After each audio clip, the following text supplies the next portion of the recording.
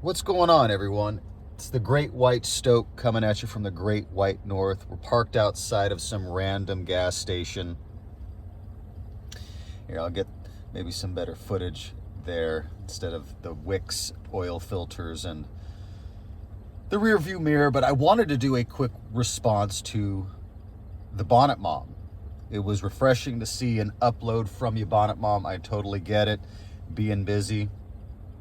My other channel has been woefully neglected, but frankly, I've just been busy and I've had a change in my mentality of late about what I would want to do with that channel that has a lot of subs. But I wanted to make a video response to you and the Caveman Fire Circle because there was a lot in that video that I've also thought about as well. One of which is the aspect of driving every day. You're not the only one that thinks about that. It amazes me how our first world society functions just for the sheer fact of having paint on the ground, painted lines on the ground. And when you think about it, especially going down some old one-lane country highway where you're going one way and there's a car on the other side going the other way, in some respects going over 60 miles an hour, sometimes 80, it's because of a simple dashed line painted down the center of this roadway that keeps people in check and makes it function, which is why it has become so dangerous, especially in California and the lower southern states, because we've had this just infiltration of third worlders that are unable to function in a first world society because they haven't been brought up in it. And it's unfair to them to think that they're going to just automatically turn into first worlders and function as they should because they just don't have it in their wheel set.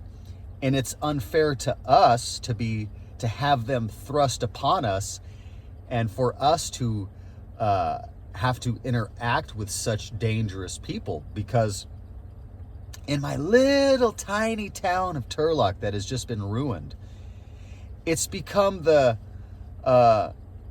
course du jour that there are hit and runs, nasty accidents, and the people that are responsible for it run. And they run back across the border, wait for it to cool down, and then they come back over with a new name. And not only that, they're getting free medical care. But I don't want to go down that road. What I do want to go down is the family.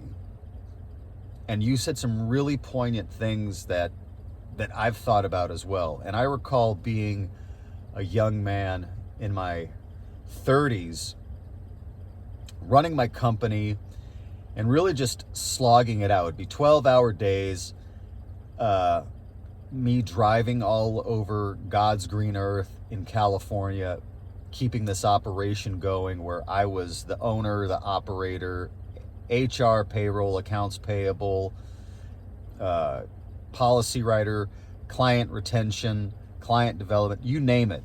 I was wearing many, many hats. And I recall driving over the Altamont one day thinking, is this it? And I was single at the time.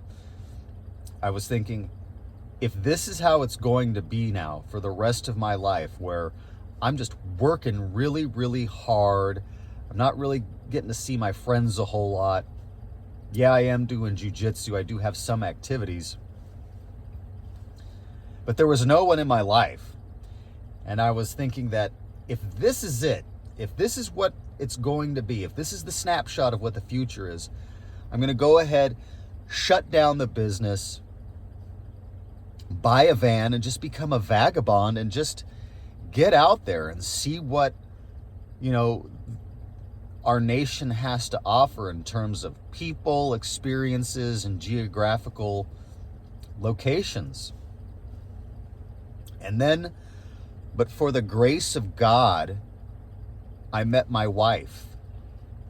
And I'm very, very lucky to have met her. I really hit a home run with her.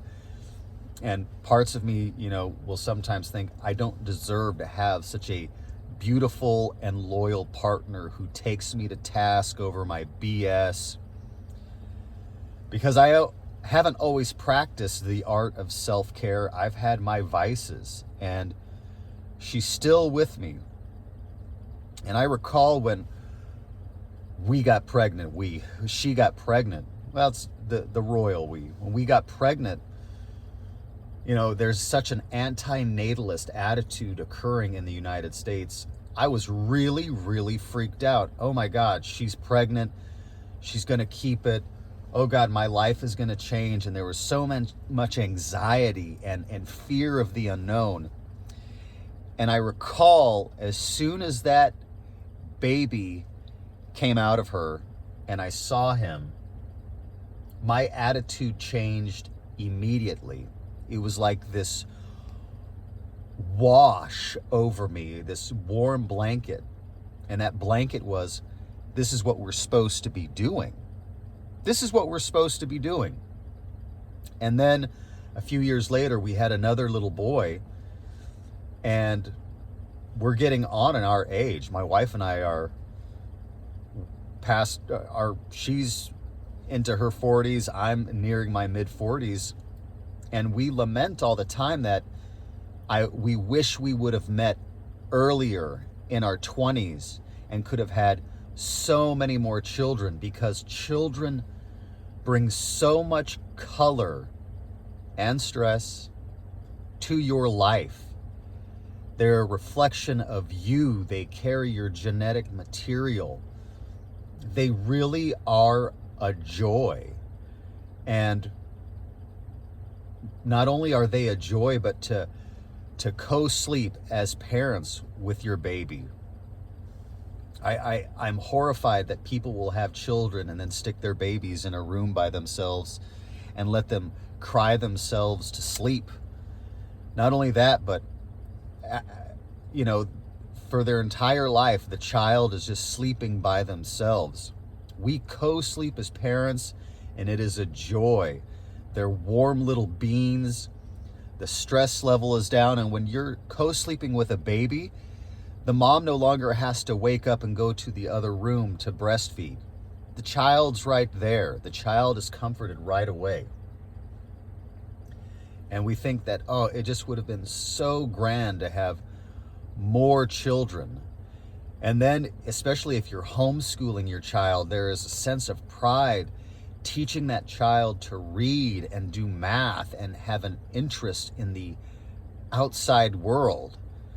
It truly is an amazing thing to have children, and it's so sad when I meet people, especially people maybe my age or a little younger, that haven't had children.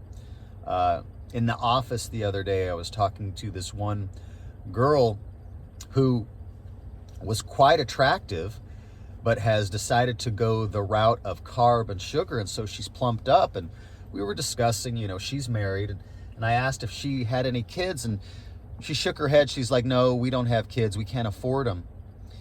And I can't help but think what a retarded thought that is, because we have poor people streaming across our border every day, popping out kids.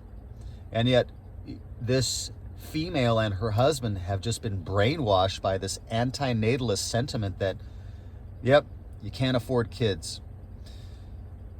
Anyway, Bonnet Mom, this video's closing in on 10 minutes, and I don't want to keep you guys. Time is precious. I got to get in and start doing some stuff myself. Great to see a video respectfully submitted to the Caveman Fire Circle, you Unga Bungas. Hope you guys are doing well out there. And I'll make another video soon. Later.